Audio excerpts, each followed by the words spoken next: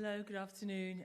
Delighted to be here. Thank you very much for extending the invitation to me. I'm hoping I've completely gotten over my jet lag, having travelled here from London. So I wanted also to say thank you very much to the people who came in the morning session. I learnt a lot, and I'm hoping to continue the discussion this afternoon.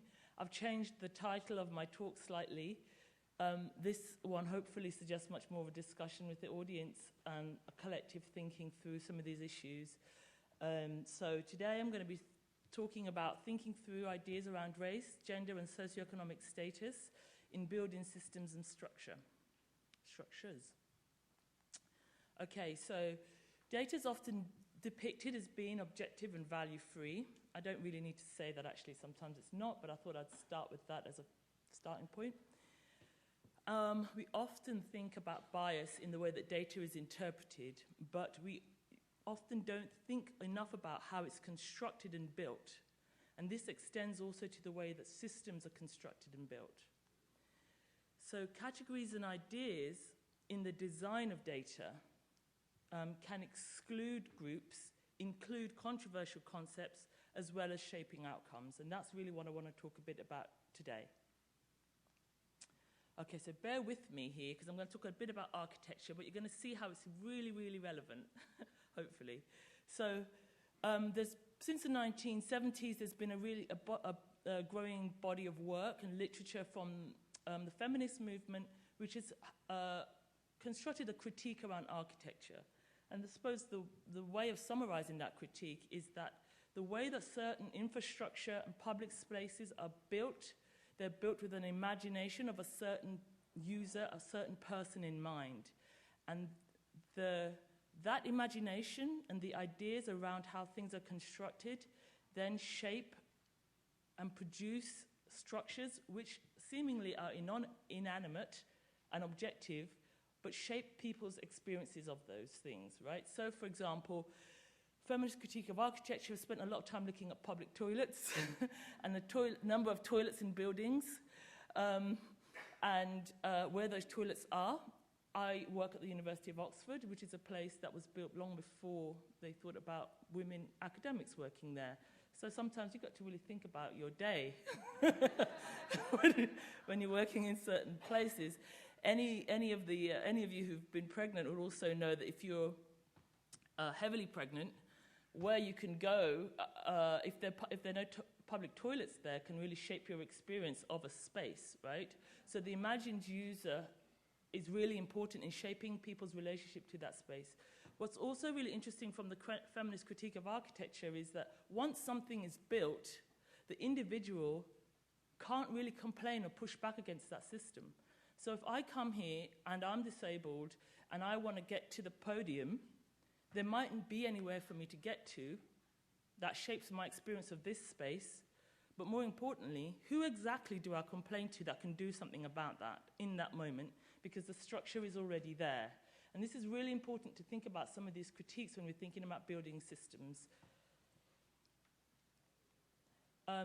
Also, if we think about ideas of race embedded into everyday structures, I'm not sure how many of you are aware of this sort of some of the thinking that's gone on behind Long Island Bridge, but the architect responsible for building that, Robert Merson, had very strong racial views.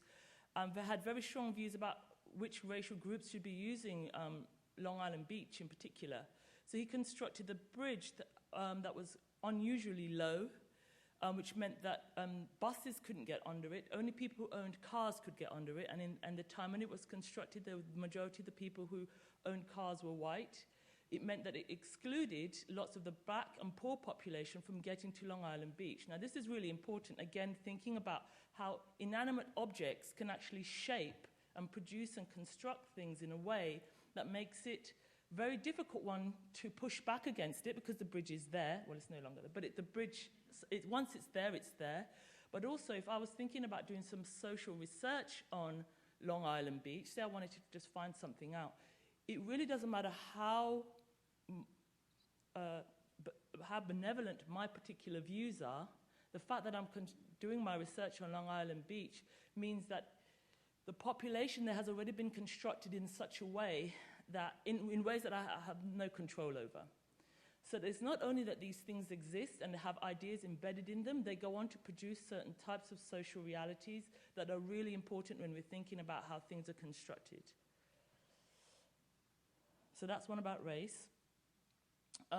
Increasingly, I'm not sure if this is in Ann Arbor, but certainly in the UK and in Europe, we've seen architecture designed with certain populations in mind, and specifically anti-homelessness spaces. I don't know if this is something that exists so much here, but there's a kind of park benches that are no longer, straight across as we would have imagined them, so that anybody can sit on them, but individual park benches where you can't, if you're homeless and want to sleep there for the night, you can't sleep there.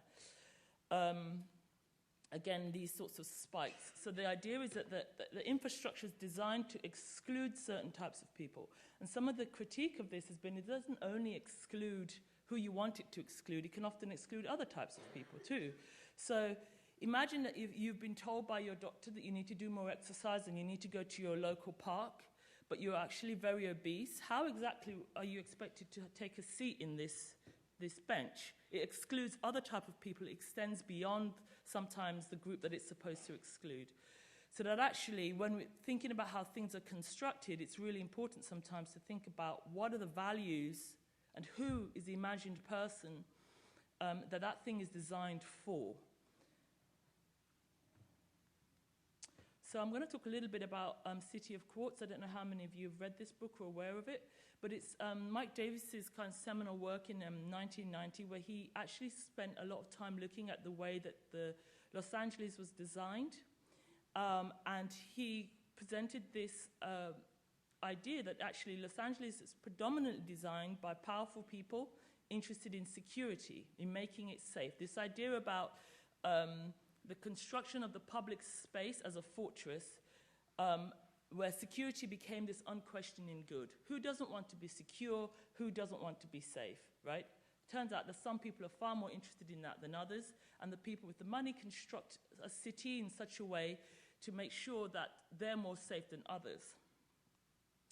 So he goes on to argue that if you look at the affluent areas which are fortified, what they do is residential areas with enough clout are able to privatize local public space, partitioning themselves from the rest of the metropolis, even imposing a variant of neighborhood passport control to outsiders. So he looks specifically at the privatization of public spaces, of public parks. So no public toilets, for example, public parks which are closed after certain times, public parks where you have to show ID to be able to get in. And he argues that this has shaped the well-being of the poor and access to affordable forms of exercise as well. So what happens is that you see that a huge variation in the health and well-being of the residents of Los Angeles depending on how much access they have to public space and how much access they have to the ability to exercise. And so this is a really interesting and important point. So if we look at some of the lessons from architecture, we see that implicit in the design and construction of structures and systems are ideas about what constitutes benefit and for whom, how will they be used, and by whom. We also see that these ideas not only reproduce these other implicit ideas, but can consciously construct and exclude certain users. Most importantly, once these things are constructed, these structures take on the appearance of being value-free and objective, right? Yet clearly they're directed by ethical and political interests. Right, so let's have a look at learning health systems. The promise of these are that they're to improve understanding of health inequalities, produce more targeted population-specific responses, reduce costs, for example, improve interventions. They're supposed to be more ethical use of existing resources. They're supposed to benefit more people, produce more objective, value-free data, where error is removed because it's produced on aggregate. Often these learning health systems as big data favor more consequentialist ethical position, i.e. they're more focused on what will come from having integrated systems, what are the benefit derived at population level, and what kind of future has been imagined. So here's some examples of systems that have tried to, of of outputs that's tried to integrate different types of data, right? So if you look at this lovely graph here, this has been produced by pooling together lots and lots of different types of data to look at cases of diabetes in North Carolina. And what we see is data constructed at different levels. On the first level, you've got electronic health records, so I think that's the blue level. The second level, you've got single-parent households. And the third level is property values, right? And from that, they're able to give a lovely diagram which shows you that in the red spikes where cases of diabetes are likely to be higher. Now, if we take this as a kind of objective, value-free piece of information, what we're seeing here actually are all sorts of assumptions that are hidden by what's not included. So we had a conversation this morning about the fast food and organizations. This graph, for example, doesn't include how many fast food places exist in this area. It doesn't include, for example, where the public spaces and government initiatives to make public space available to poor people. So in so doing, it shapes what would look like a solution in relation to this. The solution in relation to this information would be very individualized. What we do is we look at where those cases of diabetes are, we focus on those individuals, and we get them to try and change behavior, rather than thinking about actually what are the social determinants and how is this shaped? What is the information that's excluded from this type of graph? I'm not sure how many of you are familiar with this 8 Americas concept. This again is pooling information from lots and lots and lots of different sources, and has constructed this idea about 8 different types of Americas, which is really important in terms of shaping public health policy.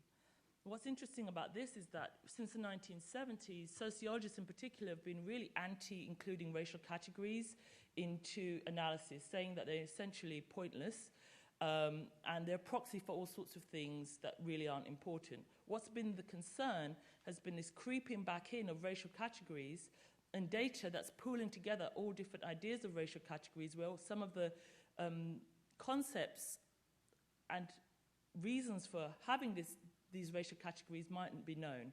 So there's, for example, there is no way of understanding or getting access to the metadata that informed all of these different categories. And were they all collected using the same idea of race? Were they all collected using the same idea of justice or ethics? We don't know. The point is they're all here together now, and we've got to try and use this data and make some sense of it. And that's one of the criticisms, is actually all this data has been collected with often very different ideologies, and we don't know once it's been formed in this way. We haven't got access to some of the hidden concepts. Again, so this is in more detail, but I'm going to move ahead. So some of the concerns generated by these learning health systems is often that there's a causation and correlation problem. And we can see that in the diabetes study, where just because diabetes is correlated with specific individuals doesn't mean that there isn't social cause as well.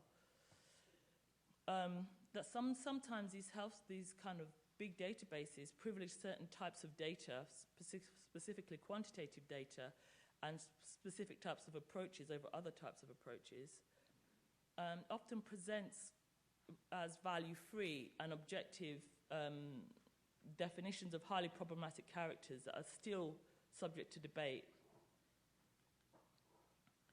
Privileges in an approach at population level gains, which can medicalize rather than thinking through some of the duties and obligations to individuals. So in summary, just to keep the time, some of the critiques of architecture is relevant to the construction of learning health systems in the field of health.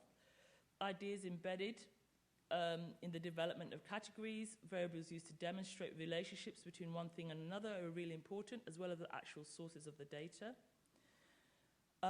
Systems and structures have politics, ethics, and an imagination of their users with positive and negative effects, and I think we need to really take that very seriously. And it's really important to think about how do you include ideas and the needs of women in particular racial groups and those with disabilities and certain economic status, and how do you take that all seriously? Some of this really appeals to thinking transparent. How do we get access to transparent data where we know why that data was collected and whether it actually works with what you're trying to produce or against it? Thank you.